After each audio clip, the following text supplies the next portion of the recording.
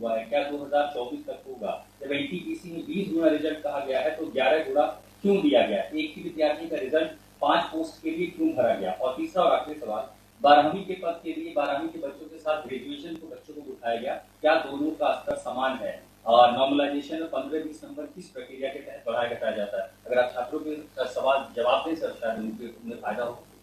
आपने सारे प्रश्न पूछे, सारे के सारे महत्वपूर्ण प्रश्न हैं।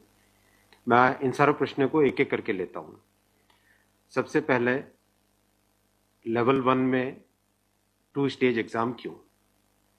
1,25,00,000 के आसपास स्टूडेंट्स ने अप्लाई किया है। इतनी बड़ी संख्या में देश भर में अगर रिक्रूटमेंट करना है तो आपको एक लेवल के एग्जाम से, सिंगल एग्जाम से करना बहुत मुश्किल है। फिर भी हम इसको री एग्जामिन करेंगे। इतनी बड़ी संख्या में 1,25,00,000 कैंडिडेट्स अगर हो तो कैसे उनको एक साथ सेम तरीके से, सेम लेवल ऑफ हार्डनेस और क्वेश्चन की, ये सब करना अति डिफिकल्ट है। आप सब इस प्रक्रिया से गुजर चुके हो, आप भी समझते होंगे। इसलिए इसके दो, एक प्रीलिम एग्जाम और उसके बाद में एक कंप्यूटर बेस्ड टेस्ट 2 इस तरह से करके किया गया। वो नोटिस में लिखा गया था कि अगर जरूरत पड़ी, अगर परिस्थिति हुई तो उसके 2 लेवल किए जाएंगे। पहला ये। दूसरा, आपका प्रश्न कि 10+2 में ग्रेजुएट्स को कैसे अलाउ करें। देखिए, किसी भी एग्जाम में मिनिमम क्वालिफिकेशन का स्टैंडर्ड होता है, मैक्सिमम क्वालिफिकेशन का नहीं होता है कभी भी। ये कानूनन कॉन्स्टिट्यूशनल व्यवस्था में हम लोग काम कर रहे हैं। कॉन्स्टिट्यूशनल व्यवस्था के हिसाब से हम मिनिमम प्रिस्क्राइब कर सकते हैं, मैक्सिमम प्रिस्क्राइब नहीं कर सकते। तो 10+2 के लिए जो क्वालिफिकेशन वाला स्केल है, उसमें अगर ग्रेजुएट बैठे हैं तो उसको रोकने का हमें कोई अधिकार नहीं है, किसी को कोई अधिकार नहीं है। अगर कोई नया इसके बारे में कोई नया न्यायपालिका की तरफ से कोई चीज आती तो अलग बात है, लेकिन हमारे पास कोई अधिकार नहीं है इसका। दूसरा विषय था ये। तीसरा विषय आपने रखा समय का। देखिए, शुरू में इसके लिए जो इस एग्जाम को कंडक्ट करने के लिए एप्लीकेशंस आई, दोनों के दोनों एग्जाम्स में 1 करोड़ से ज्यादा एप्लीकेशंस आई। 1 करोड़ से एप्लीकेशन ज्यादा आई तो जो एग्जामिनेशन कंडक्ट करने के लिए एजेंसी हमको हायर करनी थी, उसको हायर करने में टाइम लगा, 6 महीने से ज्यादा लगा। नेचुरली इतनी बड़ी संख्या में अगर एग्जाम करना है देश में तो अपने आप में वो एक बहुत बड़ा challenge. It's a Himalayan task, it's a huge task, it's a very very big challenging task. तो एजेंसी को सेलेक्ट किया गया। सेलेक्ट करते करते कोरोना आ गया। कोरोना के फेज में देरी हुई, लेकिन फिर भी डिस्पाइट कोरोना तुरंत दिसंबर 2020 में एग्जाम की प्रोसेस चालू हुई और despite second wave of corona फिर भी एग्जाम किया गया with all the precautions, all the safety things करके इसको लाए। जो दूसरा वाला ग्रुप बी का एग्जाम है उसमें कैट में चले गए थे बच्चे, क्योंकि करीब 5 लाख के आसपास एप्लीकेशंस ऐसी थी जिसमें फोटोग्राफ प्रॉपरली मैच नहीं हो रहा था। तो नेचुरली अगर एप्लीकेशन में फोटोग्राफ मैच नहीं हो तो उसको आप एग्जाम में कैसे लोगे, तो वो विषय आया था। तो उस विषय के कारण लोग कैट में गए थे। एडमिनिस्ट्रेटिव ट्रिब्यूनल ने जैसे ही उसका समाधान किया, फैसला किया, उसके फैसले के तुरंत बाद में हम लोगों ने एग्जाम के प्रोसेस को आगे किया। कोई उसमें देरी नहीं की। और हमारा, देखिए, हमारी सरकार, प्रधानमंत्री श्री नरेंद्र मोदी जी का इंटेंट हमेशा है कि मैक्सिमाइज करना है रोजगार को। इसीलिए आप देखिए, इतनी बड़ी संख्या में, यानी रेलवे में 1,40,000 टोटल, 1,05,000 ग्रुप डी की कैटेगरी में, लेवल 1 की कैटेगरी में, और लेवल 2 से लेवल 6 की कैटेगरी में 35,000 कैंडिडेट्स वैकेंसीज। 1,40,000 की वैकेंसीज लाना कोई छोटी बात नहीं है, बहुत बड़ी बात है। फिर आपका चौथा पॉइंट आप देखिए, ज्यादा से ज्यादा कैंडिडेट्स को फर्स्ट स्टेज से सेकंड स्टेज में जाने का मौका मिले, इसके लिए 2015 तक हमेशा प्रिलिमिनरी एग्जाम जो होता था, फर्स्ट स्टेज होता था, उससे 10 गुना लिए जाते थे, केवल 10 गुना लिए जाते थे। 2015 के बाद में पहले ही संख्या बढ़ा के 15 गुना कर दी गई, जिससे कि ज्यादा से ज्यादा कैंडिडेट्स को मेन एग्जाम के लिए जाने का मौका मिले। और 2019 में इस संख्या को 20 गुना किया गया ताकि ज्यादा से ज्यादा लोगों को अवसर मिले। ज़्यादा से ज़्यादा लोग, क्योंकि फर्स्ट स्टेज जो प्रिलिमिनरी एग्ज़ाम इतना बड़ा नंबर है कि उस नंबर में हो सकता है कुछ बाय चांस उस दिन तबीयत ठीक नहीं हो, कोई दूसरा कारण हो, समय पे पहुंच नहीं पाए, कोई भी कारण से मिस कर गया, तो मैक्सिमम लोगों को हमें चांस देने का इंटेंट है। इसी इंटेंट के कारण 20 गुना किया गया। जो 10 गुना था 2015 से पहले, उसको 20 गुना किया गया 2019 में। तो ये प्रो स्टूडेंट्स, प्रो कैंडिडेट्स वाली अप्रोच है हमारी, और हमारी इंटेंट एकदम नेक नियति से काम कर रहे हैं, सच्चाई से काम कर रहे हैं। देखिए, कोई भी कहीं भी एक भी जगह से कहीं कोई पेपर लीक होने की बात नहीं है, कहीं पे कोई एग्जाम के मैनिपुलेशन की बात नहीं है। जो आज सिर्फ मुद्दा है, मुद्दा सिर्फ इतना है कि शॉर्टलिस्ट कैंडिडेट्स कितने किए जाए, यही मुद्दा है। इस मुद्दे को सॉल्व करेंगे, इसको भी हम बहुत सेंसिटिवली सॉल्व करेंगे। हमारे लिए छात्र हमारे साथी हैं, हमारे भाई हैं, हमारी बहनें जो एग्जाम दे रहे हैं, तो हमारे लिए बहुत इंपॉर्टेंट है। हम इसको बहुत सेंसिटिवली हैंडल करेंगे। तस्वीर और दिखाई पड़ी बच्चों को लाठीचार्ज, कल रात को आपने देखा, अगर तस्वीरें दिखाई हो हॉस्टल में घुस, मैं आपको इतना बताना चाहूंगा कि जो लोग किसी भी अपनी खुद की संपत्ति को अगर जलाते हैं, खुद की संपत्ति पे अगर अटैक करते हैं, उसको डिस्ट्रॉय करने की कोशिश करते हैं, तो उसमें जो प्रक्रिया पुलिस की होती है वो होनी, अगर हुई है, मेरी बात आप इसमें स्पष्ट रखिए कि मैं छात्रों को कह रहा हूं कि आपकी संपत्ति है, आप अपनी संपत्ति को जलाने के लिए क्यों बाहर निकले। और हम आपकी बात को शुरू से सुन रहे हैं। जिस दिन आपने पहले ये पॉइंट रखा, उसी दिन हमने तुरंत इसका, जैसे ही दूसरे दिन ही मेरे नज़र में आ गई थी बात ये, और दूसरे दिन मैंने तुरंत सारा ये टेबल मंगवाया कि आप मुझे एग्जैक्ट बताओ हर एक लेवल पे क्या वैकेंसी है।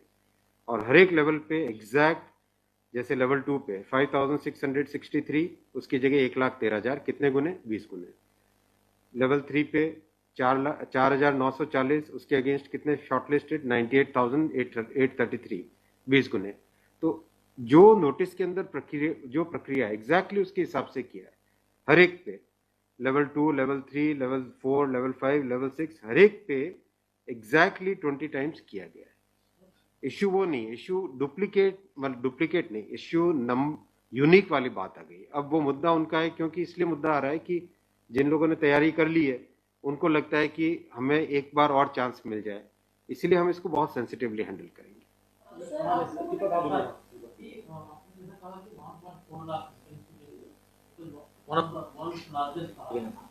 As of now, how many recruitment has happened, and by when all these things will be done? Because it was announced. यही तो रिक्रूटमेंट चल रहा है। देखो, इतना मैसिव, मैं आपको पूछूं कि वर्ल्ड का सबसे बड़ा एग्जाम कौन सा है? वर्ल्ड का अगर, या इंडिया का भी अगर बड़े एग्जाम्स देखें, तो बड़े एग्जाम्स में जेई बहुत बड़ा एग्जाम होता है, सिविल सर्विसेज बहुत बड़ा एग्जाम होता है, स्टाफ सिलेक्शन कमीशन का बहुत बड़ा एग्जाम। इन सब एग्जाम्स में एप्लीकेशंस की संख्या होती है 5 से 7 लाख, 8 लाख, 10 लाख। यहाँ 1 करोड़ एप्लीकेशंस है। आप ये तो देखिए ना कि कठिन कितना है।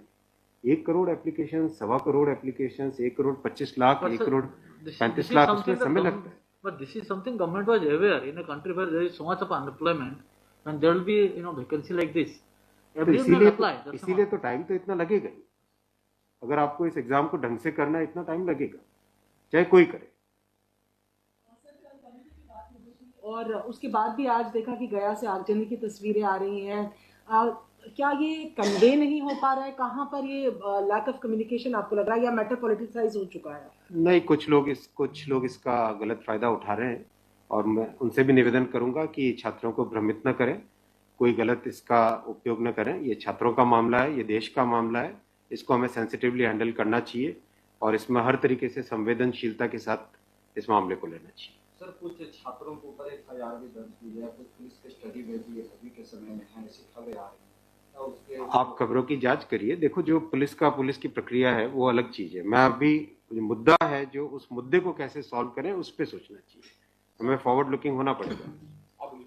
मेरा एक सवाल है कि जिन राज्यों में हिंसा की खबरें या फिर जो रेल रोकने का जो मूवमेंट चल रहा है, ट्रैक पे स्टूडेंट बैठे हैं, क्या उन राज्यों के मुख्यमंत्री से आपकी बात हुई है, और क्या कुछ आप लोग की संदर्भ में की कैसे? बिल्कुल, सब जगह लॉ एंड ऑर्डर स्टेट का जो रोल होता है, राज्यों के मुख्यमंत्रियों ने भी बहुत संवेदनशीलता के साथ काम किया है, और हम भी कॉन्स्टेंटली टच में हैं, कंटिन्यूसली टच में हैं।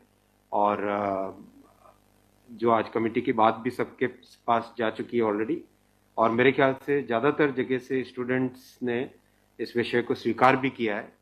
और मैं अभी भी रिक्वेस्ट करूंगा एक बार फिर सारे स्टूडेंट बंधुओं को, छात्रों को, कैंडिडेट्स को कि आप प्लीज़ अपनी ग्रीवेंसेस को, अपने पॉइंट को, अपने कंसर्न को, अपने विषय को, अपने मुद्दे को फॉर्मली रखिए। हम इसको एकदम संवेदनशीलता के साथ टैकल करेंगे।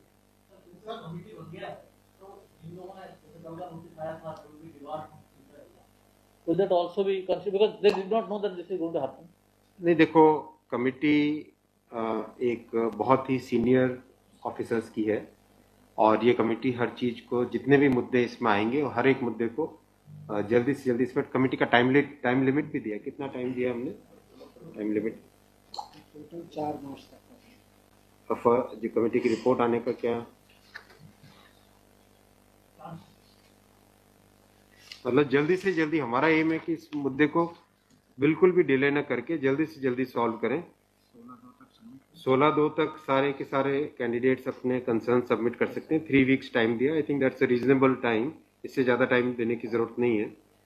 और कमिटी अपना सारे कंसर्न्स को एग्जामिन करके रिकमेंडेशंस देने का टाइम 4 मार्च दिया गया। तो कोशिश करेंगे उससे पहले अगर हो जाए, 4 मार्च से भी पहले अगर हो जाए। डिपेंड करेगा कि कितने रिप्रेजेंटेशंस आते हैं। और मोटे मोटे मुद्दे तो अभी आ चुके हैं पब्लिक में सबके, इसलिए मुझे नहीं लगता है कि इसमें बहुत ज़्यादा टाइम लगेगा। वो आपकी नॉलेज में आ गया है, मोटा मोटी सही आ गया है। दूसरी ओर ये कि जो आपके पैरामीटर्स हैं उस पर सब कुछ सही तरीके से लिया गया है, उसी तरह से शॉर्ट लिस्ट किया गया है। फिर इसमें प्रॉब्लम, फिर उसमें कमेटी आपको रिपोर्ट क्या करेगी और करेंगे क्या? इसका मतलब अगर चेंज करते हैं कुछ तो दूसरे एक बड़ा पक्ष और भी तो विरोध करेगा।